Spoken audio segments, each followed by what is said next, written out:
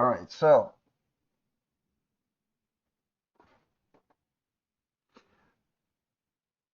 let's do number 60.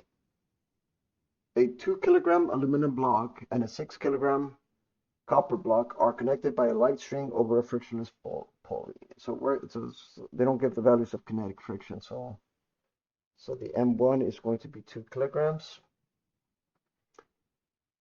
M2, the object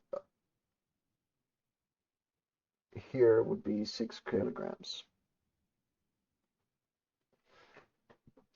They sit on a steel surface as shown in this figure, with theta is specifically 30 degrees.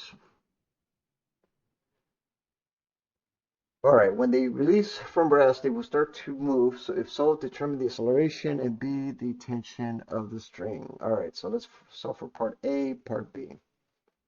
So let's kind of do this. Let's do the forces diagram here. The forces here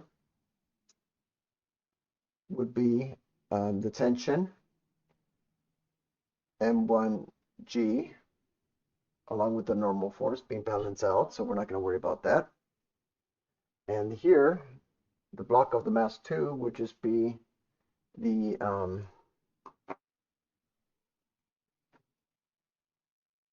force of gravity, the tension, the normal force, and the tension of that same string. So the tensions are going to be shared.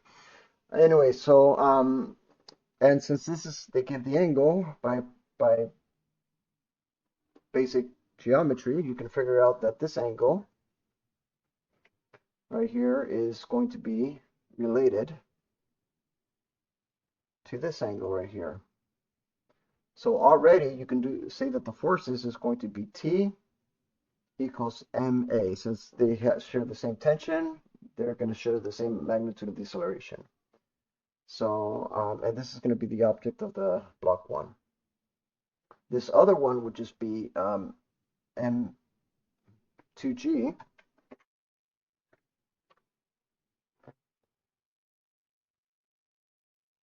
The component of it, which is going to be sine of theta, minus the tension, not worrying about the normal force unless there's kinetic friction involved,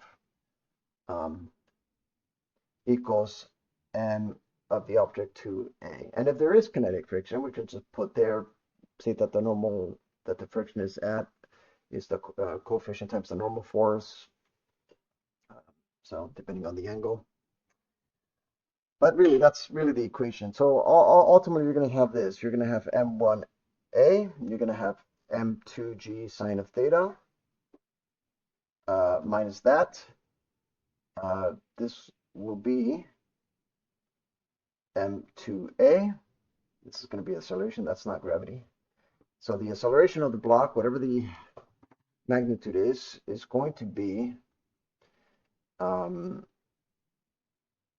M2G sine of theta, which makes sense,